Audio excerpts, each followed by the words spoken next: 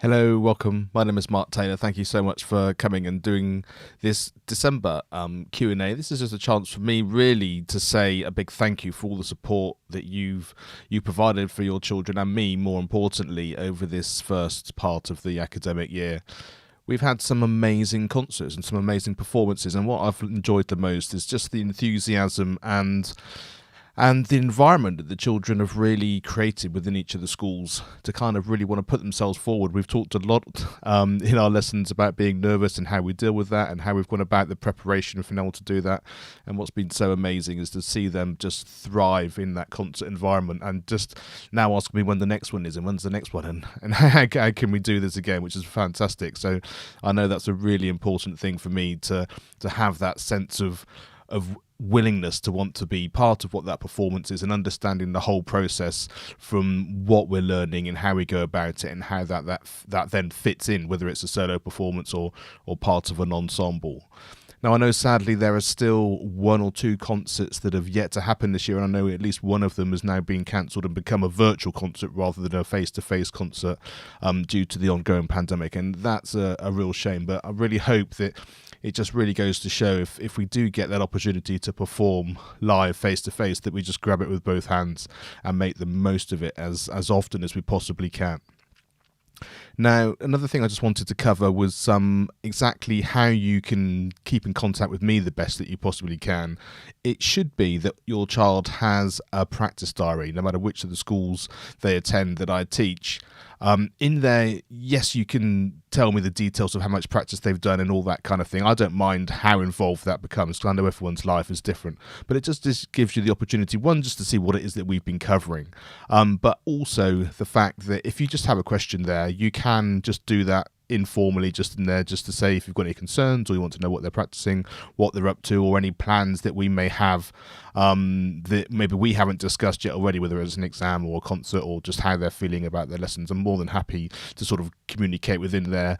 Of course, if you'd rather do it by email, you will have my school email accounts, so you can just pop me an email in there as well. So always happy to keep that dialogue going and to make sure that we're all on the same page and being able to sort of help each other the best we possibly can. Now, just be aware that sometimes if you see a week that's missing in a practice diary, that could be for a number of reasons. It may be that it's not coming to school for whatever reason that week. It may be it had been lost for a week sometimes when the children come to the lesson but they haven't then got it, and then it's a question of how long it then takes to get back around the school to pick it up to come back if they don't bring it to the lessons themselves. So if you want to know about actually how many lessons they've had, we've got registers obviously in school for absolutely everything. So if it looks like maybe there's a week or two where they've missed a lesson or nothing's happened, that's not necessarily always true. It may just be that the diary has been left somewhere or not brought to the lesson. So yeah, don't worry about that too much. And if you've got any concerns, as I said, you can always drop me that email and we can just make sure that they have everything that they can. Now, you'll remember from previous videos, on the Education on Fire website, educationonfire.com/gear, that gives you a whole load of links and things in terms of buying instruments and how you can progress from the initial starting point of having a practice pad and a set of sticks. So do go and look at that if you're thinking about maybe getting some new drums, or whether you want to think about an electric kit or an acoustic kit. A lot of that information is obviously in the videos on here on YouTube, but also on that page as well. As always, if you have anything else you want to ask me about specifically about your child, then as I said, get in touch. But if it's a general thing, then I'm more than happy for you also just to write a comment under this video and we can share it with everybody, and hopefully that will help as many people as possible. I've had a conversation with one parent about a metronome, which is always an incredibly important thing.